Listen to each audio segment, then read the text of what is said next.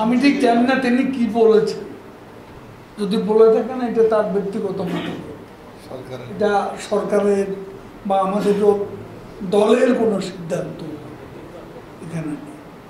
আর আমার প্রশ্ন ছিল, শিক্ষার্থীদের আন্দোলনের শুরু থেকে আমরা দেখলাম যে শিক্ষার্থীরা বারে বারে সরকারের মতো নির্বাহী বিভাগকে আলোচনার বসার জন্য বলছিলেন, সেটা হয়নি। আবার শিক্ষকরাও তাদের আন্দোলন কাভার করতে যায় আমরা দেখেছি যে তারাও বারবার আফসোস করে বলছেন যে আমাদের সাথে সরকারের কেউ কোনো আলোচনায় বসে না, আমাদের সম্পর্কে সিদ্ধান্ত নিচ্ছে তারা কোন রকম, কারণ আমাদের সাথে কোনো আলোচনা না করে সিদ্ধান্ত নেওয়া হচ্ছে। বাংলাদেশ আওয়ামী লীগ কি আলোচনার বিষয়ে অনাগ্রহী হয়ে উঠছে কিনা?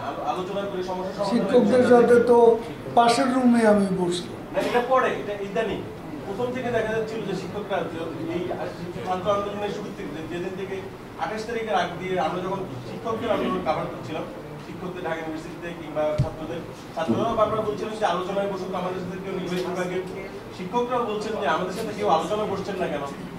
বাংলাদেশ আওয়ামী লীগ কি আলোচনার পর থেকে সরে আসছে কিনা? আলোচনায় বিশ্বাস কে বলছে? শিক্ষকদের দাবি, শিক্ষকরা কিংবা ছাত্র। আমি যে বসলাম এটা কি সরকারের পরে কবে আছে? আলোচনা চলবে, আলোচনা করছি, এখনো চলছে। তারপরে আমাদের শিক্ষা সংস্কৃতি বিষয়ক যে উপদেষ্টা আছে তিনি কিন্তু প্রতিনিয়তই তাদের সাথে যোগাযোগ করছেন, কথাবার্তা বলছেন। শিক্ষার্থীরা এখন ক্লাসে ফিরে যাবেন কিন্তু ইউনিভার্সিটি তো বন্ধ, এই অবস্থায় শিক্ষার্থীরা ক্লাসে ফিরে যাবেন এরকম তো সম্ভাবনা নেই।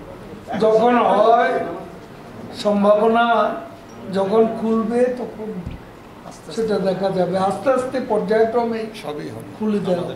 আমরা দেখছি যে